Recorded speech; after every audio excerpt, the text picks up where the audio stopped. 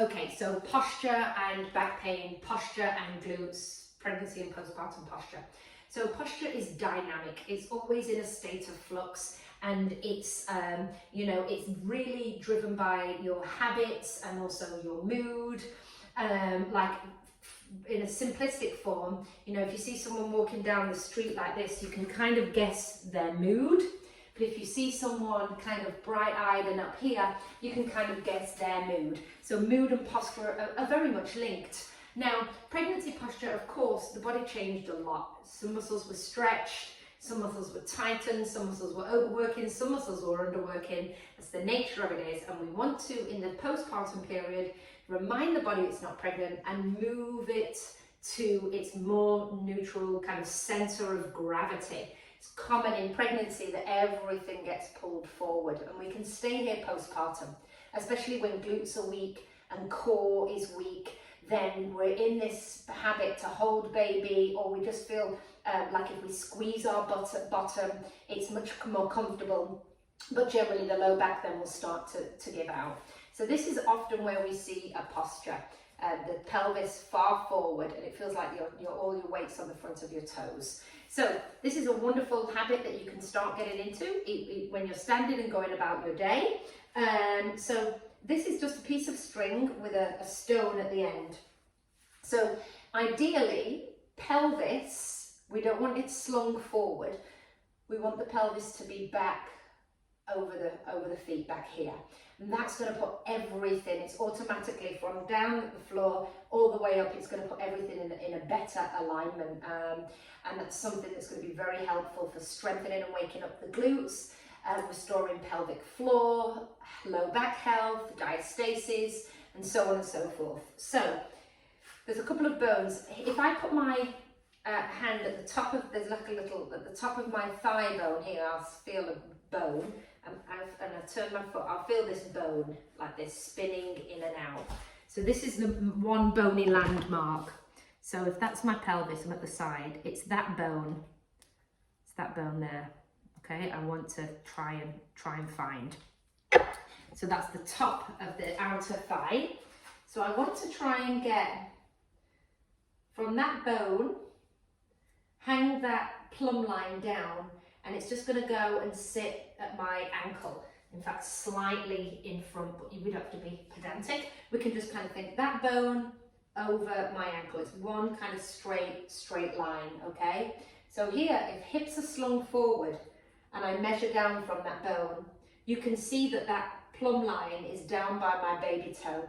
This is hips slung forward, not helpful for anything. So you want to bring back the pelvis, your center of mass, back over here until that plumb line is over that outside sticky bone of your ankle. Hopefully that makes sense. So you can make one of these, and it's very handy at the beginning, so you can go, oh yeah, okay, bring it back here, and then you can kind of get a sense what it feels like. And what's going to happen is you're carrying your own body weight here now. Your hips are you're going to be building bone building and building strength in your hips and your glutes just by backing yourself up without having to squeeze or hold on. And this is going to help, like I said, everything along the chain improve.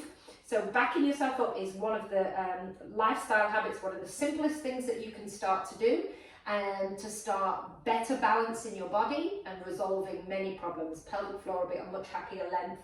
And what you might notice here, you'll have a little bit of more tone here, instead of everything at the front being holding on and gripping. Okay, so you want to practice being back here. So once you've got this, the next posture check that you want to do is during pregnancy, of course, bump grew, ribs moved out and forward. So you may have noticed you went up half a bra size or a bra size, but the ribs were pushed out and flared because of baby. Okay, so all of these changes are natural and we want them to happen. So oftentimes, so back these up, the ribs can be in a flare out here or out to the sides. So we want to think about these ribs. So if I was to put my hands at the bottom of the ribs here, so they're kind of slung forward a bit there. So I want these ribs to kind of sit on top of the pelvis. So ribs on top of these ASIS bones like this, okay? So when you do that, so you could be here, and this is almost like a smoke and mirrors, and it's like, yes, it's kind of a bit of a mask, and we lengthen the front of us to make it look like, we feel better, it looks like our shoulders are back, but all we're doing is we're shortening into this, into the low back and creating a lot of compression here.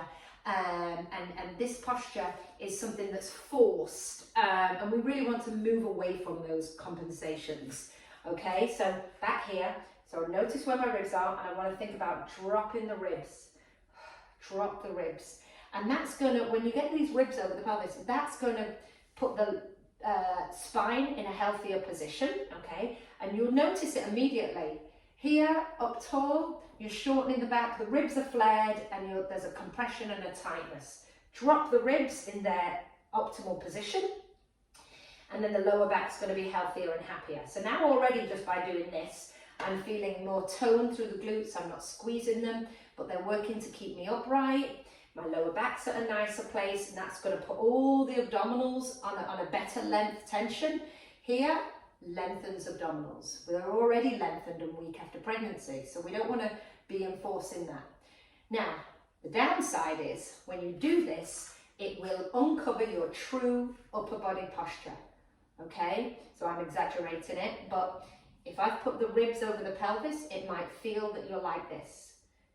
Okay, and it's going to show your true upper body posture, which often we mask by pulling back and thrusting the ribs forward, creating all sorts of things down the back, keeping those abs long.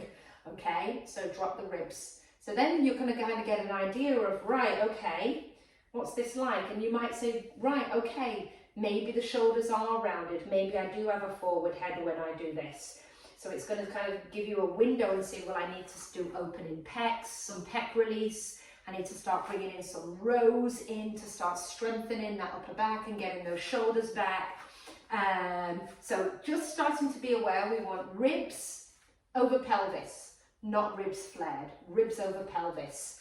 That's going to go hand in hand with all your breathing stuff and your diastasis in your pelvic floor, because ribs over pelvis means diaphragm over pelvic floor, and there they work lovely, happily together rather than this. So ribs over pelvis puts the diaphragm over the pelvic floor for better synergy, for better relationships, for better breathing. Okay, and we'll talk about the upper body another time, but just start to come and bring your awareness and let's start having a look at what's going on. Notice your tendencies. And let's see, for many, the postural patterns and the habits are not serving us. And so start to notice. And so if you were to remember two things, back your hips up, drop your ribs. Okay, I hope that's helpful. And it goes hand in hand with everything that we're doing with, should I squeeze my glutes? It goes hand in hand with, we need great glutes, stop clenching and tucking them under. So it works very well with that. Watch the glute and pelvic floor video if you haven't already. So I hope that's helpful. Okay, bye-bye.